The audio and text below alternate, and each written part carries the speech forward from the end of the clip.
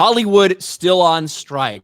The strike now officially over 100 days, longer than the one we saw in 2007, 2008. Yet it doesn't seem like people are really worried about it. It's been over 3 months since late night TV shows were on air. Nobody misses them. There's not some sort of public outcry for the studios to work with the writers and the actors. It just doesn't exist. And now the writers are coming back to the table with the studios. They're trying to work out a deal because a lot of them are running out of money. We saw actor Billy Porter say after 30 days out of work, he had to sell his fucking house, which is wild to me. I don't think people are going to feel bad for a dude forced to sell his multi-million-dollar house because he can't finance properly. And like I said, officially, it's over 100 days. But some people are recognizing something. This is all done. This entire article, I saw this in a Yellow Flash video the other day. This article is intended to be like, this is a really big problem that YouTubers aren't standing with the writers. But what it really does is reveal one of the reasons why there's not a big public outcry.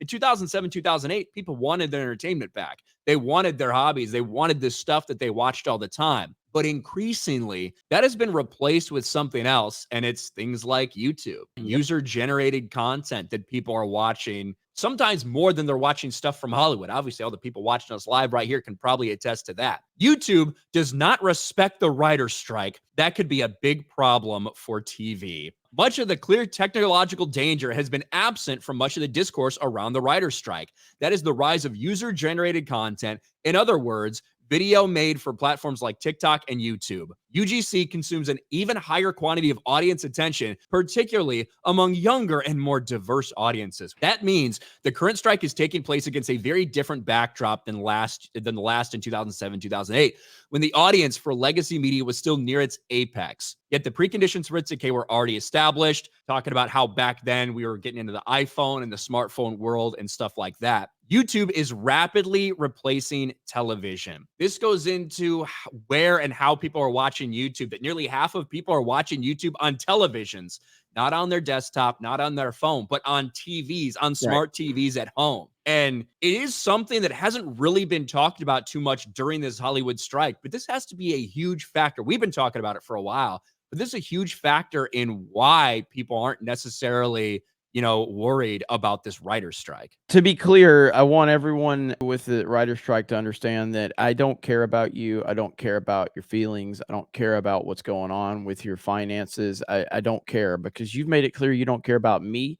You've made it clear that you hate my guts because I have a different opinion than you. And I know I'm generalizing, which is exactly what they do. And so, no, we don't care about you. I don't care if you're one of my favorite actors. You as a person mean nothing to me. I'm only entertained by you pretending to be someone else. So you as a real person mean absolutely nothing to me, and you never will, unless you as an individual can prove to me by your actions that you're not just like all these other Hollywood nut jobs. It's in terms of this particular discussion, imagine a world where you have a group of elite people that continuously talk down to the audience, all while living in multi-million-dollar mansions, getting paid multi-million dollars to pretend to be someone else, and then telling you, the people, that you're all terrible and you have to vote the way we vote, or you're terrible, horrible people, and all cops are bad, even though you're surrounded by police officers all the time, versus a group of random people, a mishmash of people from all over the world that is completely decentralized, that everybody can just have their own opinions and say whatever they want and